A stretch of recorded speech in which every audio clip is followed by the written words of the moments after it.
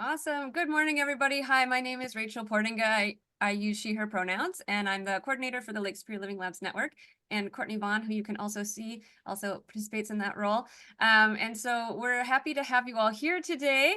The Lake Superior Living Labs Network is a platform that is connecting academics and community partners across the Lake Superior watershed with the goal of working towards social ecological we avoid the word solutions, but working towards social ecological, regenerative life for all in the watershed. And so that's more or less our goal. You can learn more on our website, which we can share in the chat later. But today we're really excited to invite David and Stefan here to talk about the deep winter greenhouse. There's a couple different models, one that they're much more familiar with that they'll share, and then David knows about a couple others that are going on that are related. And at this point, I'm happy to turn it over to them to introduce themselves. Please share questions in the chat as we go, and we'll get to them at the end. We're hoping to have a good 20 minutes for discussion. So write down your questions and have them ready to go. And you can also raise your hand and ask when that time comes. Okay, great. David, I think you're starting. Yeah, and just briefly, it'll be myself and Stefan. I'll give kind of an overview of construction and that type of thing, and then Stefan will talk about his years of managing and growing in the greenhouse. So yeah, put your questions in. If it's just burning, just unmute and interrupt us, and we'll take it from there. I'll share my slides. And make sure thumbs up. Yes, it's there. Great. Well, basically, I'm going to go briefly through the designs. There's been people tinkering with deep winter greenhouses for decades and decades, trying to figure out how to do this. And so this was a university attempt to take some of those learnings from the different people's prototypes and developed a new design and operation to try and optimize some of those features. And basically what it is, it's greenhouse effect. Yeah, it works. It works for the planet. It works for buildings as well. Pulling in that heat, and you'll see some of the numbers later on that show how well it does work. Basically, the design is to optimize winter production. So you'll see the steep roof angle and to use a thermal mass to store energy. That's the basic deep winter greenhouse approach. And basically, going from early designs to the prototypes and then the first rendition. But I would say this current one, and that's the Finland site one, it very much acts like a solar oven. If anyone's cooked with solar ovens, they can get 350, 400 degrees, and they work pretty well that way. And I'll talk about melting of things and stuff like that down the way. And what we did, well, the university, we applied for one of them, and ours is the top left in Finland, Minnesota, but there was also 4 others put around the region, and that was with the Regional Sustainable Development Partnerships. Now I am the director of the Regional Sustainable Development Partnerships, so I would be the one to contact for any future interest around deep winter greenhouses. So here are the locations spread out throughout Minnesota. They are in Thunder Bay, some of you in that area, so you get an idea of how this was laid out. And this is the basic design. It was a sucking in the middle, in the front. There's a sucking fan here, and that sucks the air through the rock bed from the top of the greenhouse where it's very, very, very hot, as long as the sun is out. This is a solar system. And so that's a process that goes on in a big circle using that basically storage, that kind of bank of heat to get you through the evenings, get you through cloudy parts, up to a point where there's not enough sun, and then you might have to have an outside heater. So this is an example. This is a picture of the units being put in, the gravel beds, and then this whole area up to that surface will be rock. And that's what's under each greenhouse. And Stefan was one of the first, after myself, working the greenhouse. Stefan came on and managed it, and you'll get to learn all the cool details about that. So this is the prototype in winter. and stuff growing. And you can see he has experimented with all sorts of things, and he'll share that.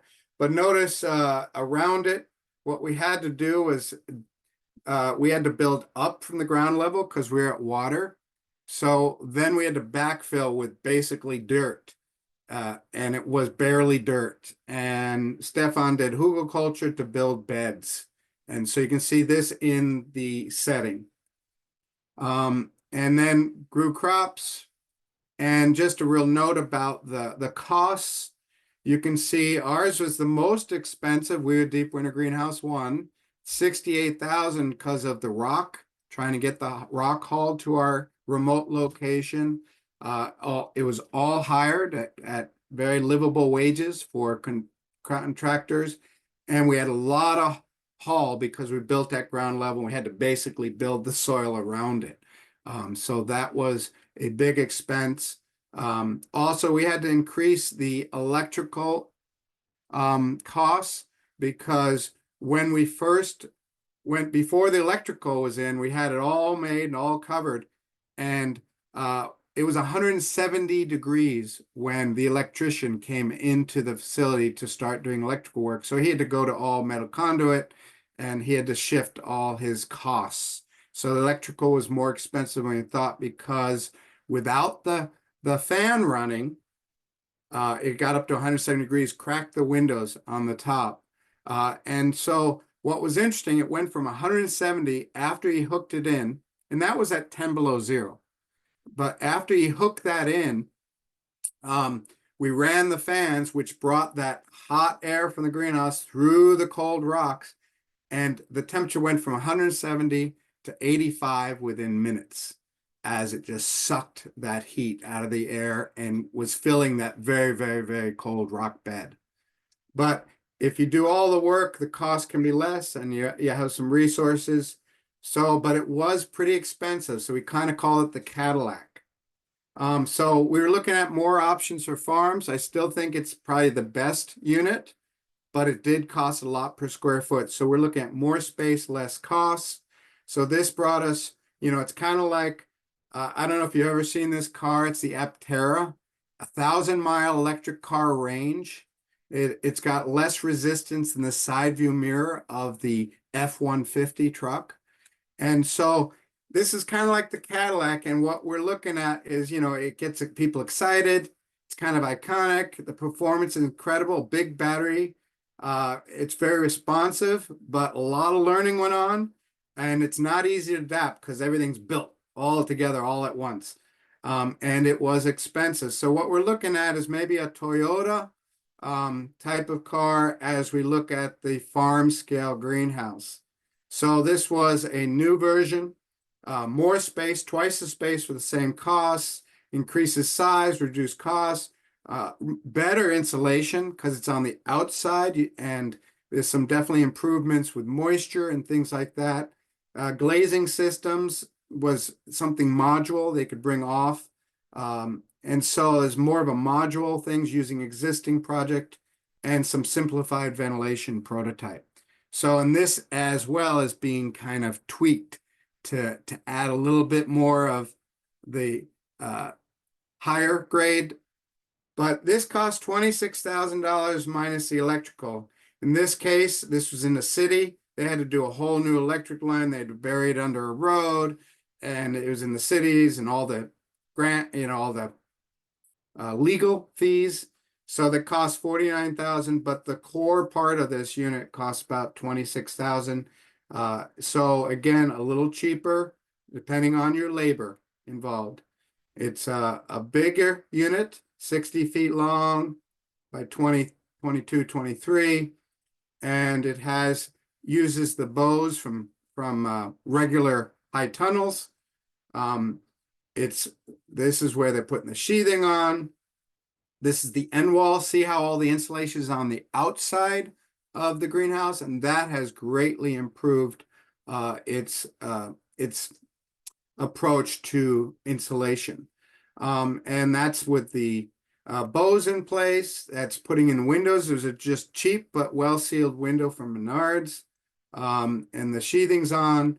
and you can see a couple different units have been built. The doors put on, and that was before the siding was on. And then the bottom, what it is insulation off from the outside edge of the building 4 feet out. So it's not the fully insulated box like the first one. It's insulated away from the extreme cold, and it exists on the existing thing. But once you have that in, you want to protect your styrofoam along the outside, and pavers or gravel can be put to protect it. Once you have the building, then you can put in the systems and the flows, and this is a manifold system versus going through air and big rocks, larger rocks. So a little less efficiency with transfer, but a solid system long term, and more like what original people were doing. These are the automatic controls, the duct fan putting in, now you've got the building to set it.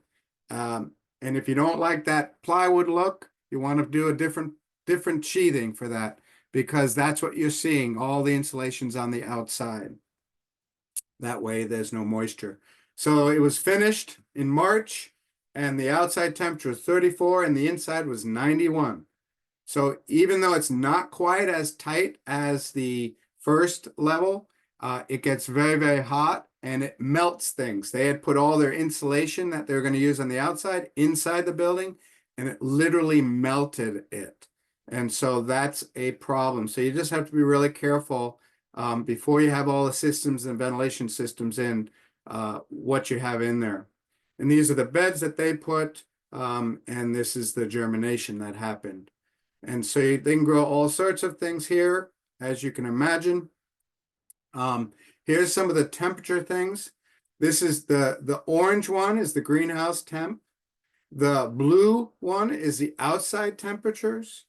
And then the yellow is a soil temperature at 1 foot depth. And then the ambient, that's the outside light intensity. And so you can just see how the greenhouse effects works. It keeps it above and provides a much more hospitable growing area, certainly for us in northern Minnesota around Lake Superior. And so you can get to see this is now February. This was November. Now you've gone down from 70s and 50s down to zeros. That's Fahrenheit up here in Canada. And so you get to see how it can go, but all those lows, if it's below 40 degrees, you probably are heating it, or below 45, depending what you're growing. So those are the dips along the way that happen, and it moderates it, but sometimes, especially during the harsher part, you do need a supplemental heat, unless you're just growing the really hardy greens as a possibility. So, and this is the costs, for example, of an electricity-based inefficient heating system. But straight electrical, so if you had other types of heating, it would be more efficient. And this is the scaling up costs, increased revenue. This looks at all the greenhouses and the operating revenue and the square foot revenue. And so we're going to be, throughout Minnesota, 5 more greenhouses will be built. We had legislation funding. And so 1 in each region will be built. And one of the provisions is we want the operator to be a full-scale commercial operator, because a lot of them have gone to organizations or nonprofits that might want space to gather. And we're hoping that these will become real production greenhouses that get high level integrity, because, you know, if you're commercially and it's your livelihood, you're going to really make sure every square foot does it per hour spent. And so some of the operations did great with that, and others not so much. And so these next ones will be available. The deadline to apply is February 14th. And I can probably, while Stefan's there, I can put in some links of some places you can go to check it out and see if you want to apply for one in your area, and that's in Minnesota. Sorry, Wisconsin. Sorry, Canada. So that's the last slide, and I'll bump out and pass it on to Stefan. Okay, thank you, David. Let's see, share a screen. Okay, David, can you see that? Thumbs up, excellent. Okay, so yeah, I'm going to talk about the kind of the growing and production component. My experience was I came on to the North Shore Agroecology Center where the first deep winter greenhouse was in the spring of 2017. It had been built in the fall of 2016. And I spent the next 5 seasons, for the most part, kind of growing in it. A couple of winters I was only there part-time and someone cared for it, but basically 5 seasons of experimenting.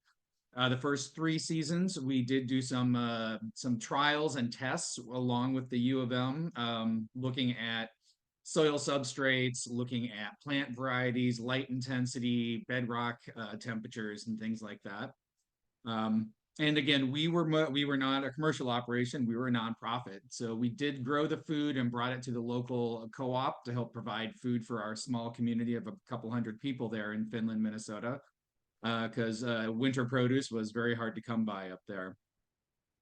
So what I'll kind of run through here is just kind of looking at the growing space and how we used it, looking at the growing seasons, the different type of production systems, and then pests and other problems that we kind of I ran across. Now, I have certainly learned over the years that there have been others who, like other people who have ran theirs, and they've had different types of problems, and some of them didn't have my problems. So it's been interesting. Not every single one is a carbon copy of the other. So there is definitely variability in the experience. So this is definitely coming from my experience and what I had to deal with. Let's see here. How do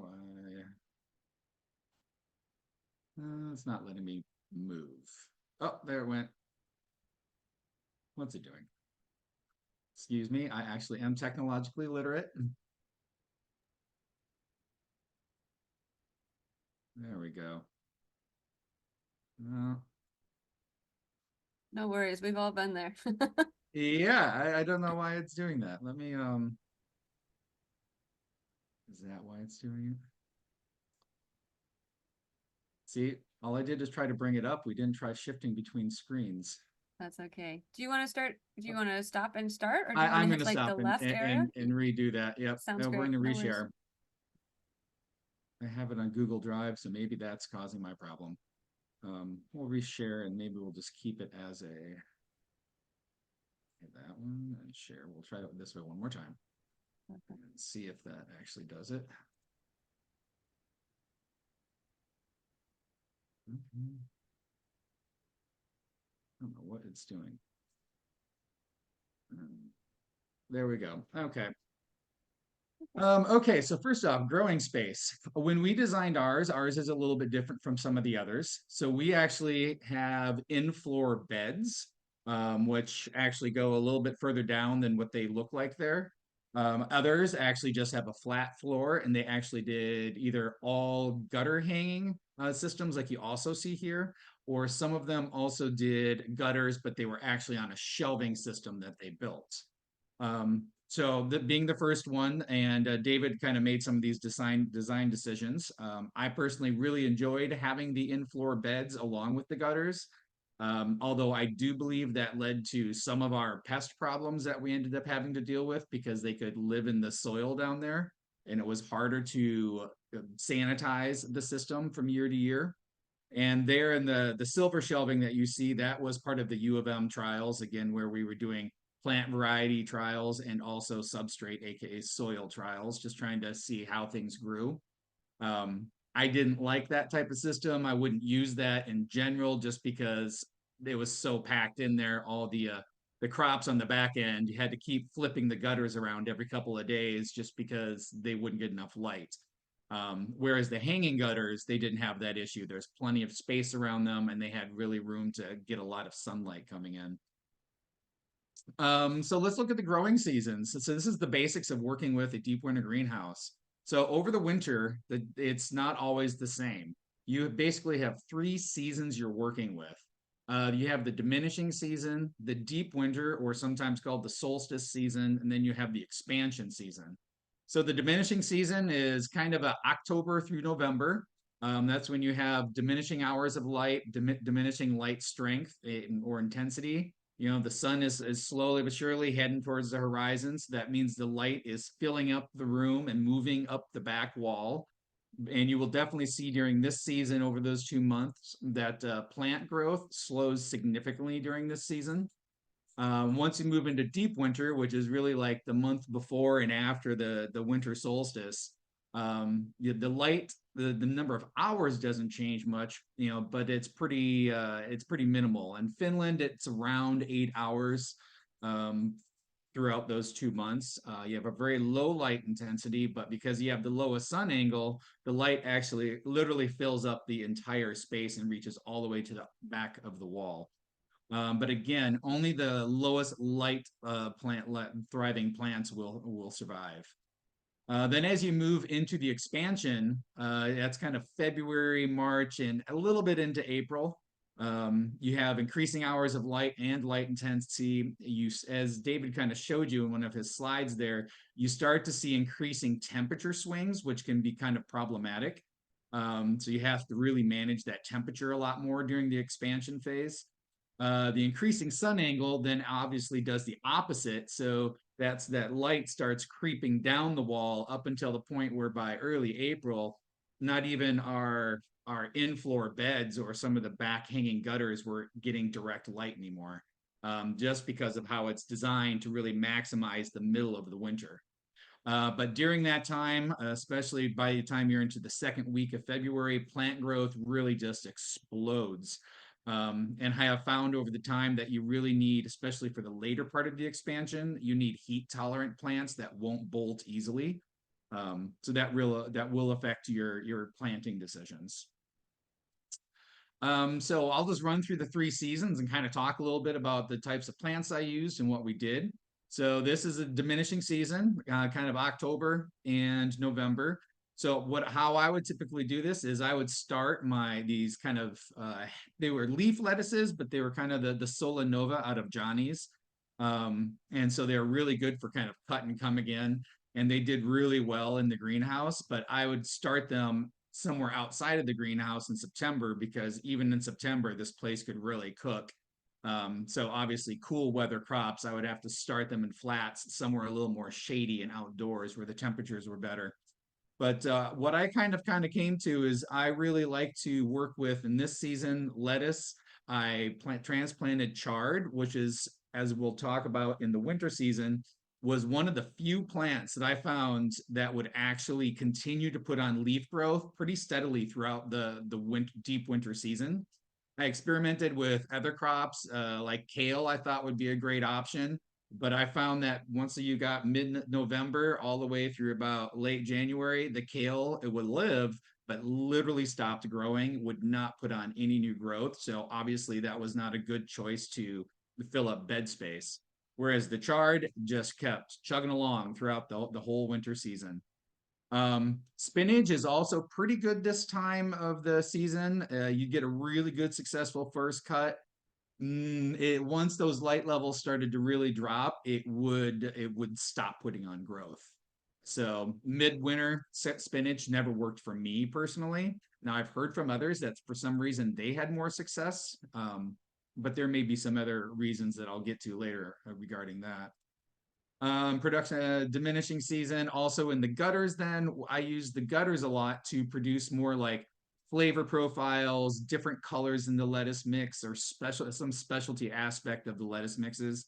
So here you can see I did some colored leaf lettuce. I did some Asian greens and some mustard greens that just kind of added some excitement to the lettuce mix. And again, typically in the gutters, you would get 2 good cuts. I personally never went for the third cut. I know others said they would do that. I found that the quality of the production and the quantity of the production by the third time was just wasn't worth it and was very minimal. And again, these spaces were so small, I was really trying to figure out how to maximize like through flow. And at this time, you have little concern about plants bolting because, you know, it's getting cooler and cooler and cooler. Light intensity is going down and the days are shortening. So even the mustards would almost never bolt during the diminishing season or during the winter. So deep winter. So here's a picture of our mixes that we use that basically I would produce in the winter.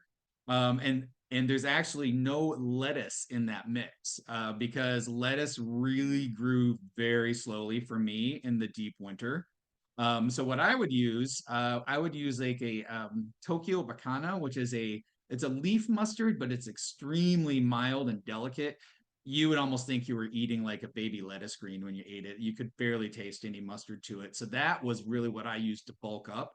Other ones that I would also use like baby chard. I would use lots of different types of mustards, depending upon whether or not people like mustards. I would sometimes put them in the mix, sometimes not.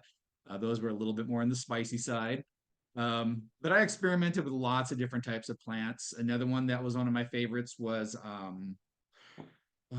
can't remember the name of it right. Yucchina Savoy. It's an Asian green, but in slight mustard flavor, but it had a real good texture, deep green color. But it wasn't a spicy mustard at all. So that was another one that added a lot of good bulk. Here you can see my two gutters that were getting ready for harvest.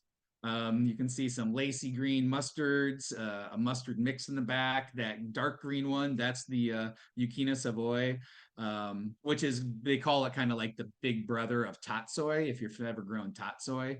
And that one in the front there, that light one, that is actually Tokyo Bacana.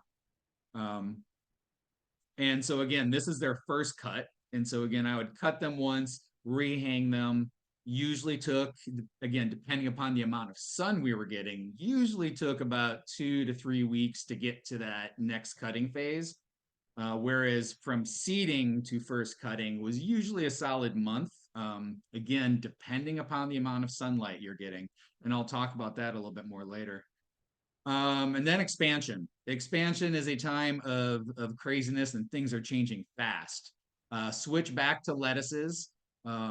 You know, by early February, growth begins to gain speed with the lengthening daylight and sun intensifies. By mid-February, growth just explodes. By mid-March, temperatures become very difficult to handle because that sun intensity is really increasing. And that's where you have to be managing almost like on an hourly basis, opening this, shutting that, trying to keep those temperatures from going too high because you can definitely cause cool weather plants to bolt very easily. So I definitely aimed towards, even like in the later parts, by late February, if I was planting new lettuces, they were heat tolerant varieties of lettuce, like you would plant typically in the summer outside. And also anything that was generally more bolt resistant. Arugula and spinach, they did great if you'd get them started late January, early February.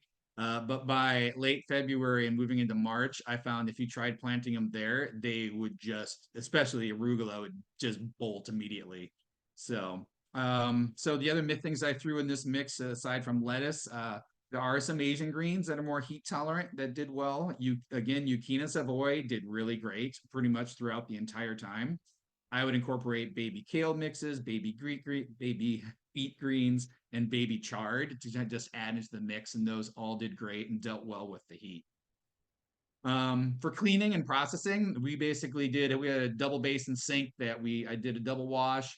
I used this little this Panda. It's kind of a spinner dryer. It's meant for like apartments where you can put it like on a countertop.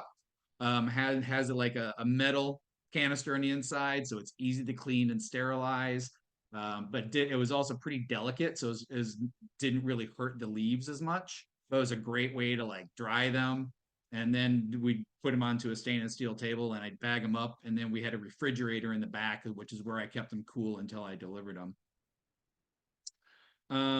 Okay, so let's move on to pests and other problems because we did have some.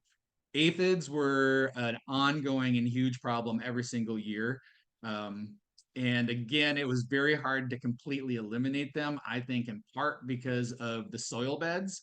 because the gutters you can dump out, you can sanitize them completely every fall, but the soil in the beds, even when we tried to cook it, you know, in the summer, we'd shut it down, shut the fan off, and let the whole thing just bake. It's surprising. You'd think everything would die, but the aphids would come back in again. And part of that, I think, is just because, you know, we would move things in and out and aphids rode with things. And so for us, it was just a matter of like, okay, how do we deal with this? I know Carol Ford was, who kind of was one of the originators of working with deep winter greenhouses. She was extremely particular about bringing nothing from the outside in. And for me, that just kind of cut out a whole lot of usefulness of the situation. So I tried to figure out other ways to deal with aphids. So ladybugs were one, and green lacewing eggs, green lacewing was another one. For me, the ladybugs were like the answer. Because again, when they're inside, they can't escape like if you release them outdoors. So they're kind of stuck in there. So we would get the ladybug there on the left, and then the cycle of life happens. The ladybugs meet each other, they lay eggs, and then if you've never seen one, that little crazy kind of monster looking thing is a ladybug larvae just sitting there devouring an aphid. And they were very, very effective and so this is like, you can see it's pretty bad on a couple of these pictures. And that was probably my first year after they'd exploded on me. And I was like, okay, what am I going to do about this without ripping everything out? And I wanted to experiment. So, and it was quite interesting seeing the ladybug eggs and watching them kind of hatch and develop and go through their molting process. Other problems. One of our biggest problems, as I alluded to, is in general, winters in Minnesota are getting less sunny and becoming more cloudy. And as David said, this is a solar system. And then along the North Shore there, we got that little lake down the hill that, you know, we'd get a lot of lake effect. So we'd get a lot of clouds and mistiness coming up from it. And there were a few winters where I literally tracked weeks without seeing a single drop of sun. And obviously a solar charged battery doesn't do well in that situation. So we had problems with keeping it warm enough so our electricity was higher, and also the plants just wouldn't grow very fast because they're never getting any sunlight. Pondered setting up a lighting system for those kind of scenarios, but I never ended up going that direction. Another problem we had, of course, was high humidity and mold, especially in the middle of the winter when you couldn't be venting very easily and humidity really built up inside and we'd get a lot of mold on things. So I ended up starting to move to using a dehumidifier in there. Very specifically, I was very on top of my watering. I'd water.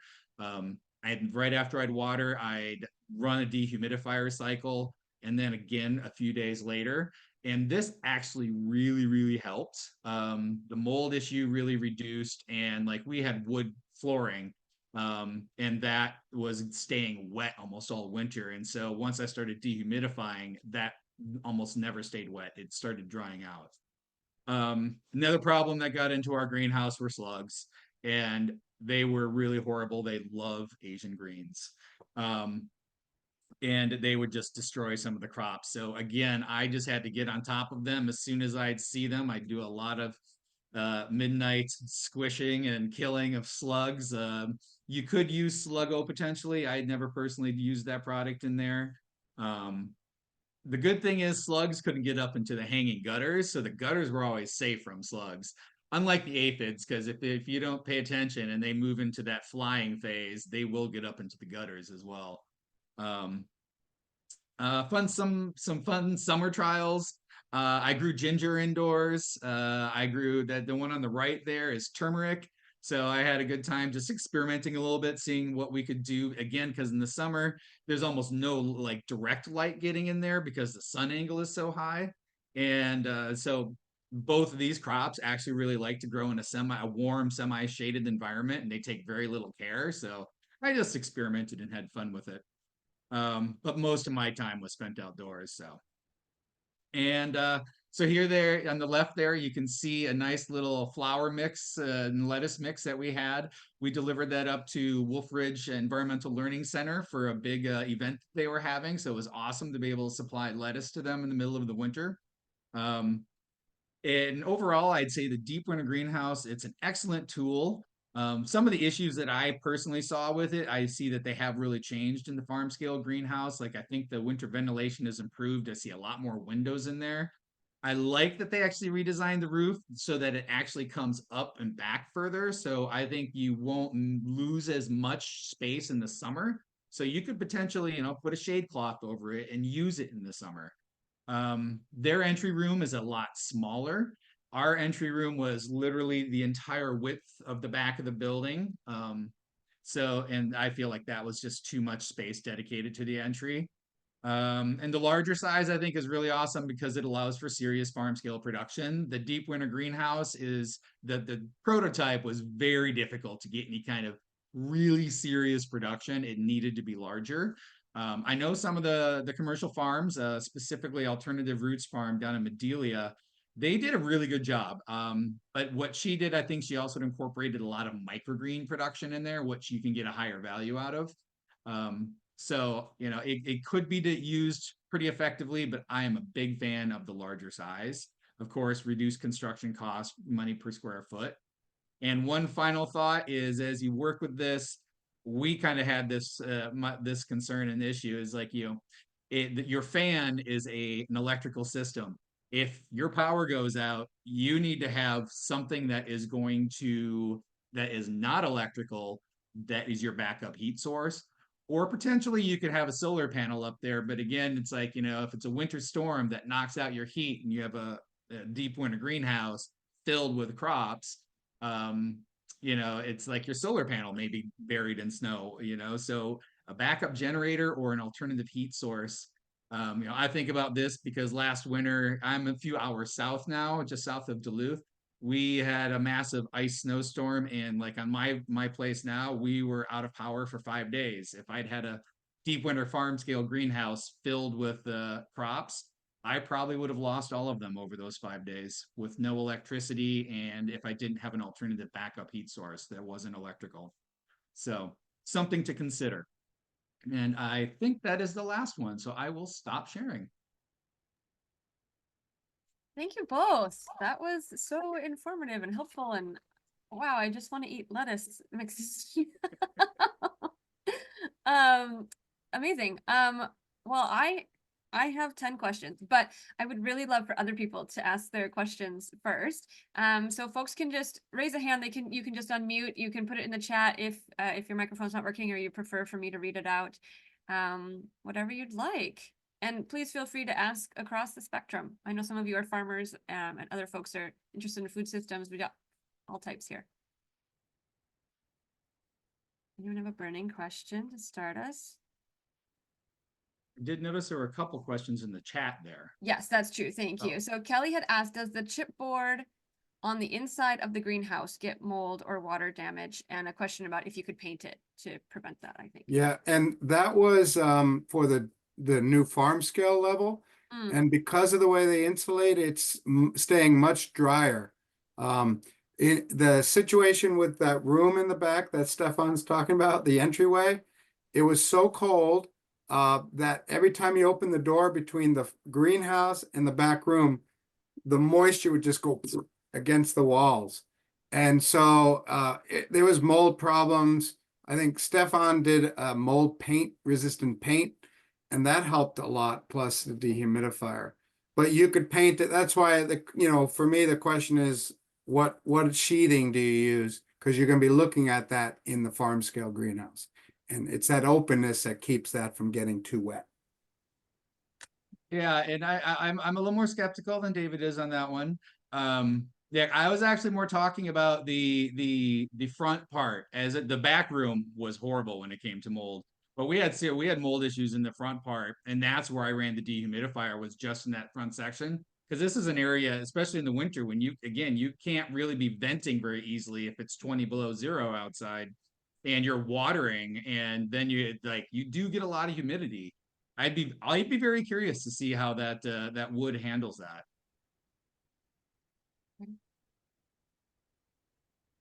David, Emily had something. Emily Dirk. Oh, great. Go ahead, Emily. I did. I have a lot of questions. Here's one quick one. Stefan, did you get into using shade cloth over the whole glazing wall ever? I didn't, in part because again, it was such a small area, and because how that one was designed, you had so little like direct sunlight coming into it. Um, Mhm. I mean, literally, like the direct sunlight would only hit the very front 2 feet of the bed for most of the summer. Mhm. But I do think that could be a like, especially on these larger ones I'm looking at, that would be my thought. I would actually put a shade cloth over it and use it in the summer like that. I guess I mean like in the when we're talking about specifically getting into like March and these times where we're still growing, but it's getting so hot. And they have to work hard to control the ventilation a lot more. But I guess the answer is no. I was Hmm. curious if Yeah, you no, specifically do no, that. So yeah, I never thought of trying that in March and April. yeah. I think part of my concern there is in March and April, we get lots of snowstorms. And if you have and we'd actually have to, many times I'd have to be out there kind of sweeping off the snow off of the whole front thing. I've had drifts go up halfway up the structure before. So I'd be concerned about that actually holding on the snow and making it very difficult to get the snow off. Just another note, Emily, that they're working really hard on trying to come up with nighttime insulation roll, kind of Mm. covers. They do that in China a lot, but it'd have to be on the inside because of the snow levels. We had 22 feet of snow last year because we're in the snow belt. And so there's also that aspect of trying to minimize the heating use by putting some thermal blankets Mhm. every night on it. So that's another thing they're working on because it's hard to structurally figure that out. Right. Emily, did you want to ask another one right now? We've got some more in the chat too, but if you have a Yeah, I'll do one more, just simple Okay. logistic one. Yeah. Stefan, I'm growing in the same design greenhouse that you were working in. So I have that same huge packing room, they call it, that entryway that's just massive. Did you find any great ways to utilize that? I actually just store a lot of things in there and it's 100% humidity and the door is frozen and ice is it's you got any No, yeah, good ideas? that's exactly what happened back there with us. I ended up using mostly working along the back wall inside the front area, in part because I liked the light. I didn't like being in a dark little back room. But also just yeah, it was very humid. Even trying to store things in there, we would get things rusting, even tools. So it was, yeah, I really did not like that back room. So I'm glad they've kind of designed that out of it. So sorry, no good answer there. But you put a fridge in there. How'd that go? I put a Oh fridge yeah. in there. Yeah, that's where that we have the fridge in there. And the fridge has got some rust on the outside. But that's Um, actually a really smart idea. Sometimes I'll store vegetables in there because early in the day it'll be the right temperature. But then mhm. once I open things up and then I'm like, oh shoot, the vegetables are still in there. Now it's hot in there. And I don't know. So the fridge is a Yeah. good idea. Yep. Yeah, and that worked really well for us. For the scale that we were growing at, a single fridge worked perfectly as cold storage. Okay. Thanks. Victor's asked a question in the chat about any sensors that you used. I think that could apply to any of the things you were measuring, and what data will be collected or maybe has been collected so far.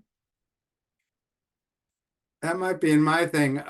As a greenhouse, as one of the first ones put in, they buried sensors in the bed, and then they never were able to get the system. So the new 5 ones that are going to be built have a whole testing type of budget so that we can do the profiles and the testing and really gain that extra information.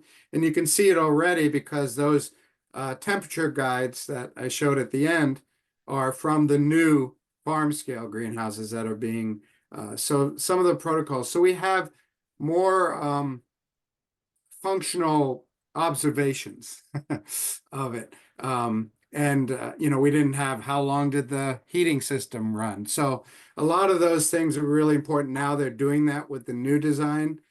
So there wasn't a lot of takeaway data factual learning with the others, but with the original ones, but we learned a lot by using it, and that has instructed some improvements on the design that we all recognized.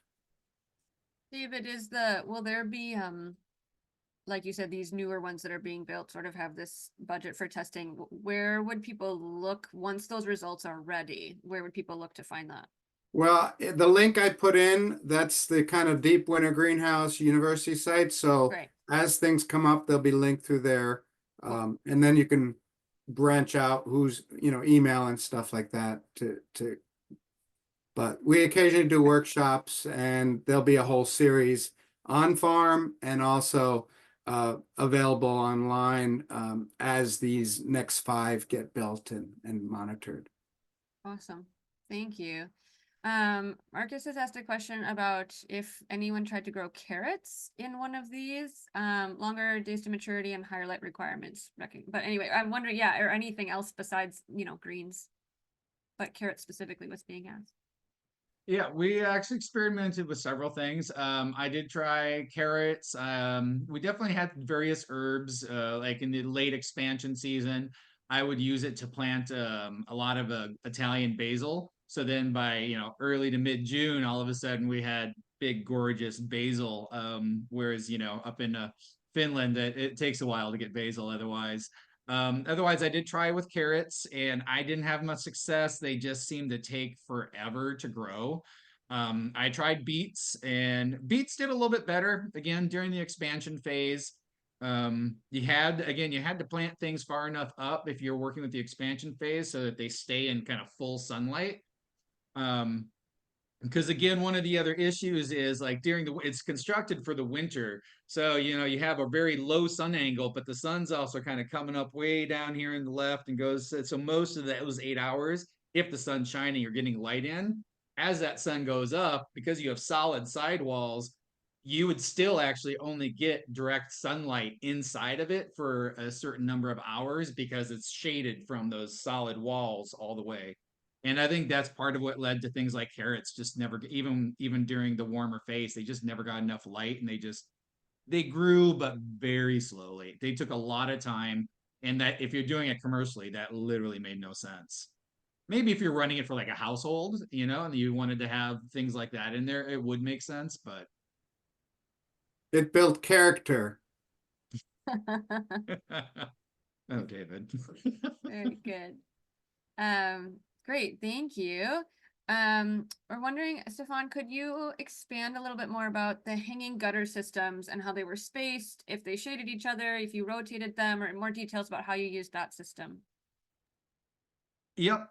So I think initially when I started, they kind of recommended basically 4 gutters like per horizontal row. And then there were 1, 2, 3, 4, 5, 6, 7, 8. I think then 8 different hanging horizontal rows. I expanded not expanded. I increased the density. I actually did 5 per, and I felt like that did a pretty good job. That was my concern if there was going to be too much shading. But just because of how they kind of were spaced out, 5 per horizontal line seemed to do really well. And I would actually move them. So like if I was seeding and I just harvested and I was putting up a new gutter up top that I'd already germinated in the back. So I would always seed them about a week ahead in the back wall. And then by the time I harvested, those were usually ready. They'd started germinating and popping up. I'd always kind of put those up on the top. And then as they grew, I kept moving them down. So the kind of the heavier, big, full ones were always lowest hanging. So I always harvested the lowest hanging fruit. So yeah, that was my, you like that, David. Anyway, so that was my process. I just developed this process of kind of like younger, they grew, I kept moving them down. That is a lot of management. And one thing I didn't like about the hanging system that I always wanted to figure out a new way to do is because they're hanging on hooks and they're on chains. And so you're trying to get these hooks like into the chains. And all you do is you bump the chain and all of a sudden the thing swings. And I felt like it was very, in terms of workflow, it didn't work very well and it was kind of awkward. But I never got around to figuring out a new way to do that. But generally speaking, I liked things grew well. I liked the hanging gutter system. It was easy to water, and it just generally worked overall. Were the chains connected to the floor, or did it just They end in the were air? not. That Okay. might have actually helped things, but of course, then that would kind of create a different, like, because I would actually have a lot of things on the floor underneath Yeah. them. I tried to use every square foot I could in there. Yeah. So, and I think they wouldn't necessarily get in the way, but that would be something to consider. Emily, did you have any follow-up there, or was that sort of the information you were looking for? Okay, great. Question about the new design. Does it have buried rock? No, it does not. It basically has the soil that's in there or soil you can bring in around those pipes. So you can grow directly into it. A lot of people do raised beds just because it's easier, more convenient. You get more soil. But yeah, it's pipes through a network and existing soil. So you don't have the rock cost and you can grow right in it. Yeah. How deep are those buried? Go ahead. Oh, just to clarify that, how deep are those buried, David, in the soil? I'm not exactly sure, but they hand dug them, so I'm guessing not too deep. And that's why if you're going to do raised beds, it probably doesn't matter. But you would want it kind of towards the surface. But I don't know exactly what protocols, and you probably could decide on your own priorities and what you're doing, how deep. And ideally, you just bring in the best compost soil and beautiful soil. And if I had to do it, I'd probably put it on surface, raise the whole thing up, and then add the soil, because then you could really get a nice soil. We have a lot of rocks in our natural soil, so as you all must in Canada as well. Yes. I'll just say yes. I don't need to give examples of what happened when I've tried to garden certain places here. Great. I don't see any more in the chat. So if there are other questions that might have been sent to you specifically, I am wondering, maybe this group of, I don't know who's all on the call, but could you maybe run us through kind of the basics of, like, this system is a soil-based system, which is different than a hydroponics, which is different than transporting lettuces from a warmer place to here. I'm wondering if you could briefly run through, like, why a soil-based system is maybe something that you landed on as thinking might be the best or good for the region, or why that might be a way to go compared to some other options. David wants Wait, Stefan you to pointing go. at me, David? I think so. I mean, I can just throw some thoughts at it, but Sure. yeah, okay. So I'll put it out there. I'm a little biased. I have worked with aquaponics a little bit, and in the end, I'm a soil person. I like my plants growing in soil, so I just bias that way. So I've never really experimented much with either an aquaponic or a hydroponic system. It would be something interesting to look at. I know there is a greenhouse that down actually by Silver Bay that for a few years was doing an aquaponic system. David can talk to. He was much more involved in that. I mean, I think ideally, like, especially with the farm scale level of deep winter greenhouse, I do really like the idea of growing greens up in our area if we can get that, like, energy cost down, as opposed to shipping them in from warmer climates, or as opposed to having a greenhouse that uses a lot more energy just to give us greens in the winter. There's that conversation around how much energy, like calories, are we spending in order to get the calories that greens will give us. But there's also a bit of that, just that there's the health component of having fresh greens in the winter. I think there's also the community component too of, winter is hard, and if we can sometimes, like, find ways to be growing food and seeing green things in January in northern Minnesota, there's a lot of health value to that too. So those are my thoughts. Yeah, Great. and I would agree. I started that aquaponics center in Silver Bay, and then it became hydroponics after I left. And I've decided never again to grow away from soil. It's cheaper, they do better, they taste better, and all of those things. I also am not the biggest fan of deep winter greenhouses. Because I think for the social value, for the having a happy place to go, it's a lot of energy, even in the building and stuff. If you're looking at just the November, December, January, I think we can go without greens for that. And what we can do at our house and what we've done is we just do peas in a 10-20 flat. We put 1 cup of peas in, put a little soil, and we get pea shoots, and that gets us through that time. And boy, is that cheap. 50-pound bag of organic peas from Albert Lee seed. You can't go wrong with that. So there is that whole energy in, energy out that everyone has to do. But when people say, should I do it or not? I say, do you want a happy place to go in the winter? Then the values, other values will make it worthwhile. It's not going to solve our local food problems or challenge. The amount we need, the amount we eat, we're going to be doing seasonal, more shifts, sprouting. There's a lot of ways to get that.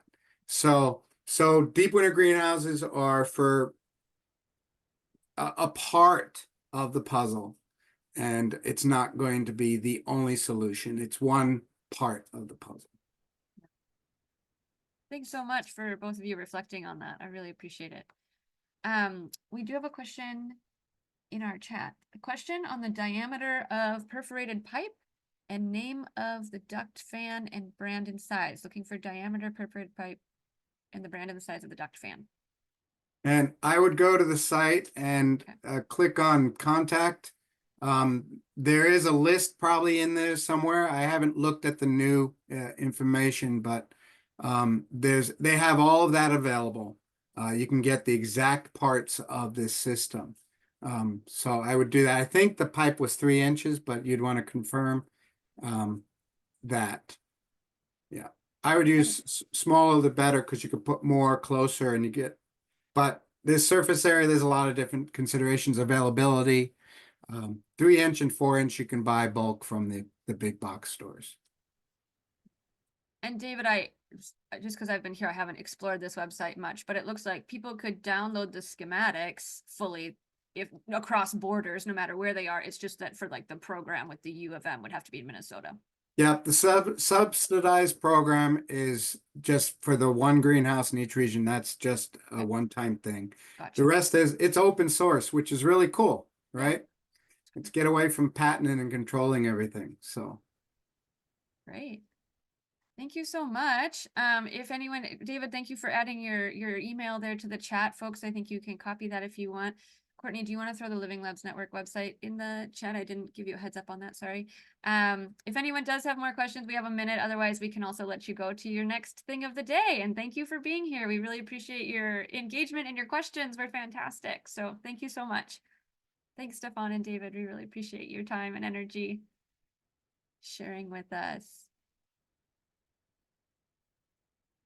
Bye.